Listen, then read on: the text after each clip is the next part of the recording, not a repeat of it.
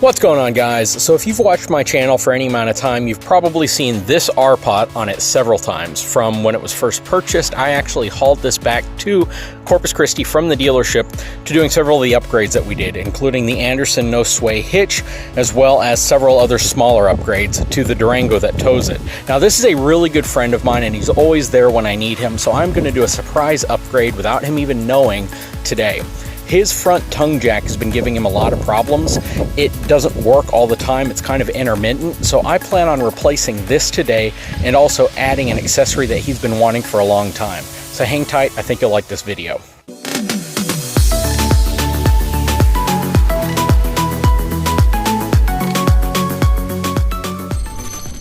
So in front of me, we have the Bulldog 4,000 pound rated tongue jack. This is a really cool tongue jack for a couple reasons. First of all, it's got a ton of lighting around it. It's got LEDs that point backwards, forward, everything else. It's got some really good controls. It's very well weatherproofed in terms of how it's shrouded. A lot of tongue jacks kind of have a crease where they meet and water and dirt can get into that, whereas on this one, this shroud kind of covers over everything and prevents water, dirt, and debris from getting into it. Bulldog makes really good products.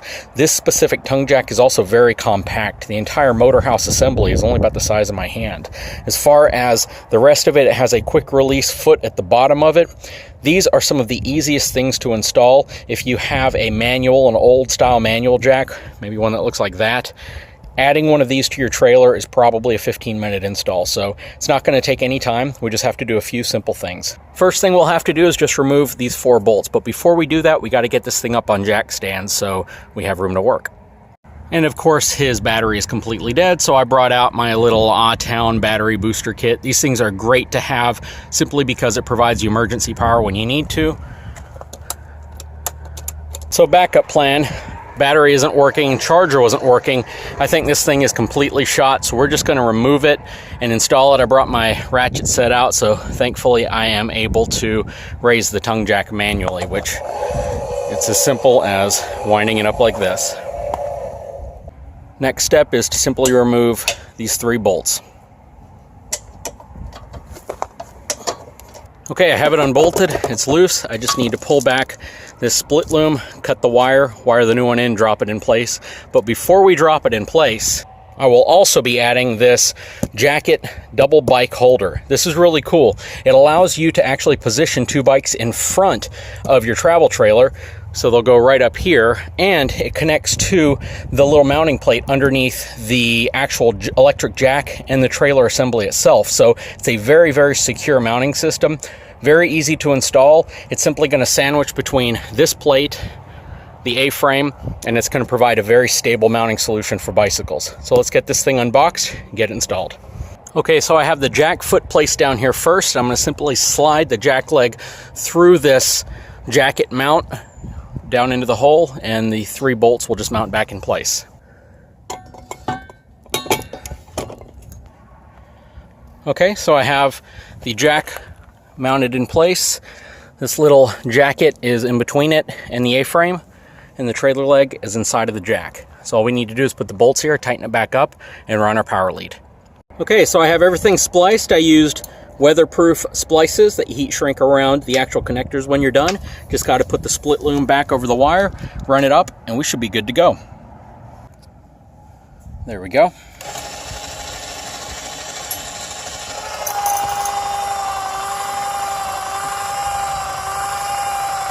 And I am back off my jack stands. Next part is to complete the jacket. So this is going to go up here like this. This will then fasten into here like that. Then that will be tightened down. Actually, I got that wrong. I had to back that back out because I needed to put a lock nut and a washer on this side. Then this pin simply goes in there, I guess, to retain the whole assembly. I think it's just designed for overkill, maybe. This will go in here next, like that. Same thing, pin, lock nut.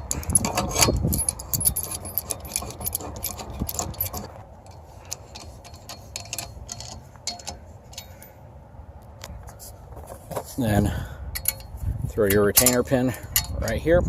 And then you'll have these 3 extra bolts and washers that you would use here if this kit didn't already have them, and they're a little bit longer than the factory ones just so it can reach through this plate into the actual A-frame. But you won't need these, or you can hold on to them for some other project. So all the rest of the components you see here, these as well as these straps and all this is designed to actually secure your bike.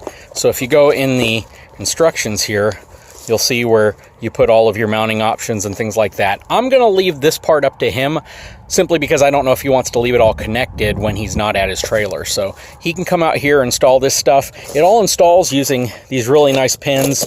Everything essentially just kind of snaps into place. You don't have to do a lot to do the rest of it. It's a simple job of sliding these into the slots up there, dropping your pins in, and you're good to go.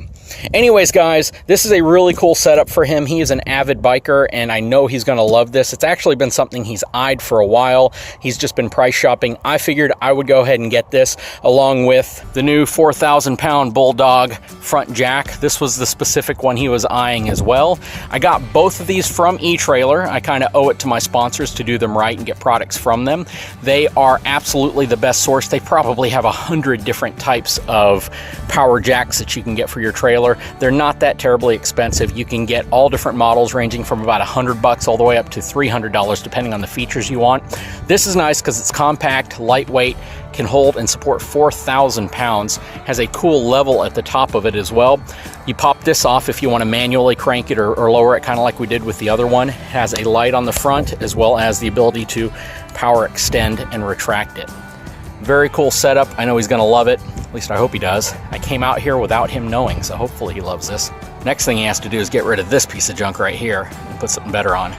Anyways, guys, I will put a link in the description if you're interested in these products for your travel trailer. If you haven't had a chance, please take a moment, subscribe to my channel, give me a thumbs up, and we will talk to you again very soon.